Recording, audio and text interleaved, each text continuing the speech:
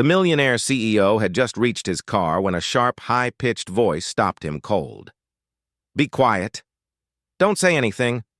The words sliced through the stillness of the parking lot like a blade. Jonathan Miller, the 52-year-old CEO of Miller Industries, froze mid-motion, his key hovering inches from the door of his black BMW. The command hadn't come from outside, it came from inside the car. As his eyes adjusted to the shadowy interior, he spotted a small black girl, no older than 7, curled up in the back seat. Fear filled her wide eyes. "They're listening," she murmured, subtly nodding toward the corporate building behind him. "Your business partner, and his blonde wife. They said you'd come out right now."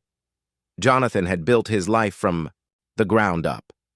From nothing, he had grown Miller Industries into a $200 million tech powerhouse.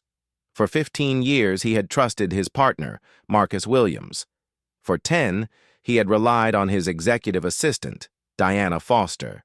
Never, not once, had he imagined a street child would be the one to turn his world upside down. "How did you get in my car?" Jonathan asked quietly as he eased into the driver's seat, careful not to move too fast. "The cleaning lady forgot to lock it," the girl whispered.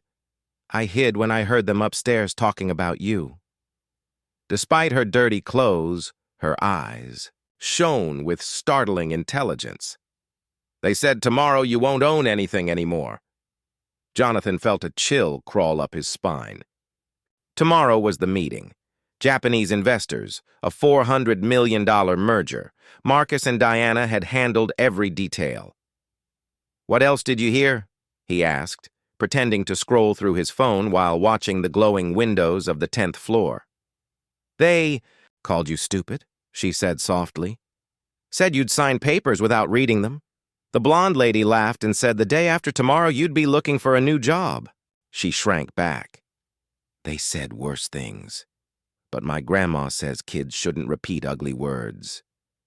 Anger burned inside Jonathan, alongside something unexpected. Admiration. This child had risked herself to warn a stranger. "What's your name?" "Jasmine." "And mine?" "Jonathan Miller." "I heard them say it 1,000 times." She hesitated. "Are you going to call the police on me?" For the first time in weeks, Jonathan smiled, truly smiled. "No, Jasmine. You may have just saved everything I've ever built." In the rearview mirror, office lights blinked off one by one.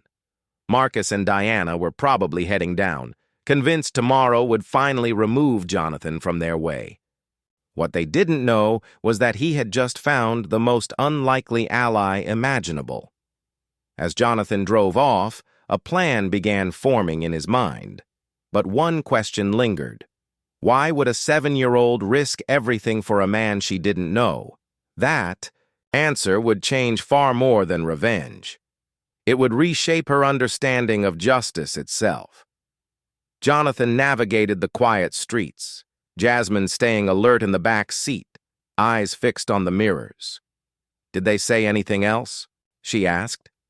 "The blonde woman said you trust them like an obedient little dog," Jasmine added with a grimace. "And that tomorrow you'll learn dogs sometimes bite." The cruelty of it hit him hard. 15 years of partnership, 10 years of loyalty, reduced to mockery. "Where do you live?" he asked gently.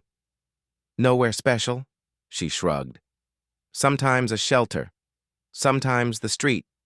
Depends if there's space, or if the boys are annoying." The traffic light turned red. Jonathan looked at her fully. "Why warn me?" Her gaze hardened with wisdom far beyond her years. "Because I know what it feels like to be invisible. They talked about you like you were nothing. Grandma says if you see someone being stepped on and you can help, you do. Next time it could be you." Jonathan sat still even as the light turned green, absorbing the lesson. 20 minutes later, they sat in an empty diner. Jasmine devoured a burger while Jonathan stared at untouched coffee. His phone buzzed. "Marcus." Ready for tomorrow, buddy. The Japanese will love it. Jonathan showed the message to Jasmine. She giggled softly. He lies really well. Jonathan typed a cheerful reply, hiding the storm inside him. Another message came, this time from Diana. Diana. Everything's perfect. Just sign where I marked. Trust me. The words made his stomach twist. She knew everything. His schedules, his accounts, his fears. They know everything about you? Jasmine asked. Everything, Jonathan admitted. Then you must know things about them too, she said casually. Jonathan froze. She was right. Marcus's secret meetings. Diana's fake bonuses, emails, overheard calls. You're sharp, Jasmine. My grandma says when you have nothing, you learn to notice everything. Hope sparked inside him for the first time in years. The next morning, Jonathan woke with clarity. Jasmine slept on his couch, wrapped in a blanket. Diana texted at dawn. I've been here since 5 a.m. Just trust me, Jonathan made a decision. I need your help, Jasmine. Can you listen again today? It's dangerous. I know. That's why I'll protect you. He called Gabriel Torres, a private investigator Marcus and Diana had fired. 2 hours later, Gabriel confirmed it all. Shell companies, stolen millions, money laundering disguised as a merger. They need your signature, Gabriel said. Then, you're out, Jasmine grinned. Then don't be the victim, be the trap. At 2 p.m., Jonathan walked into the conference room, calm and composed. Marcus and Diana smiled confidently.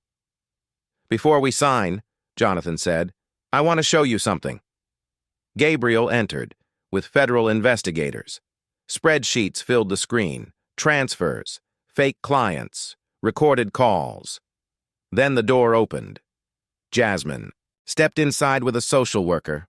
I was under your desk, she said sweetly, when you said you were stealing his company. Silence crushed the room. Handcuffs followed. Months later, Miller Industries was stronger than ever. Marcus and Diana sat in prison. Jasmine sat in school. Then came the truth. Her grandmother, Josephine Miller, was Jonathan's cousin. Family.